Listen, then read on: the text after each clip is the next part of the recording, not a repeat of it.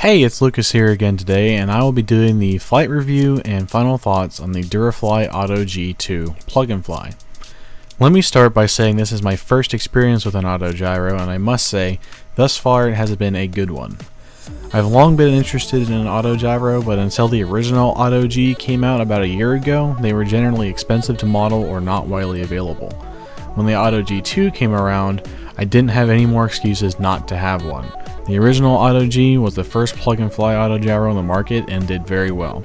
The Auto-G2 is the updated version, now featuring a pre-rotator and a steerable tail wheel, two things the model needed desperately before.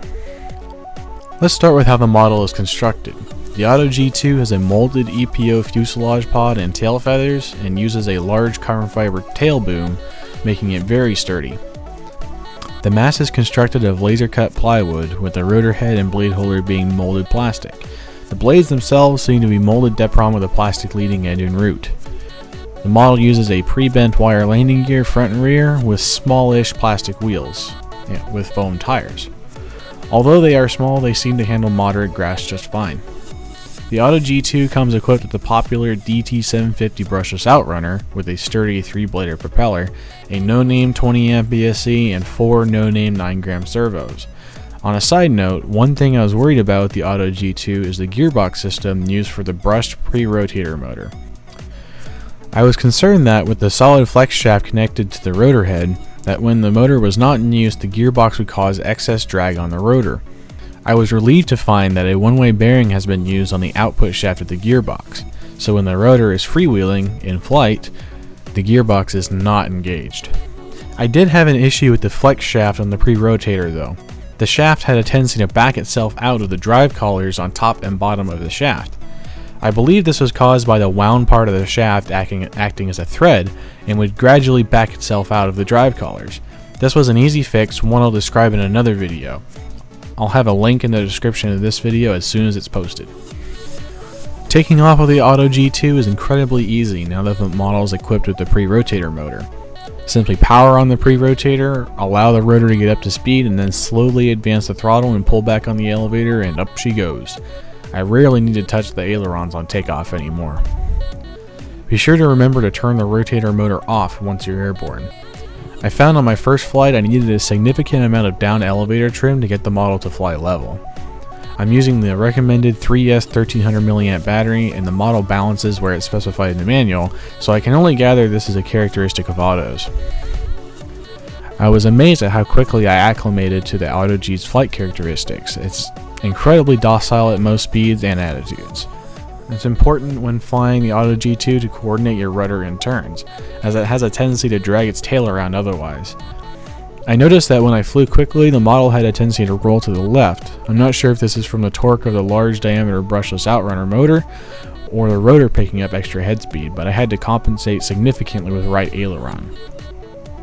Other than that, this is a very docile aircraft and is happy to cruise around at about half throttle all day. But if you do manage to get yourself into trouble, the Auto-G2 has plenty of power to get you out of it. I was amazed at how quickly this model can climb.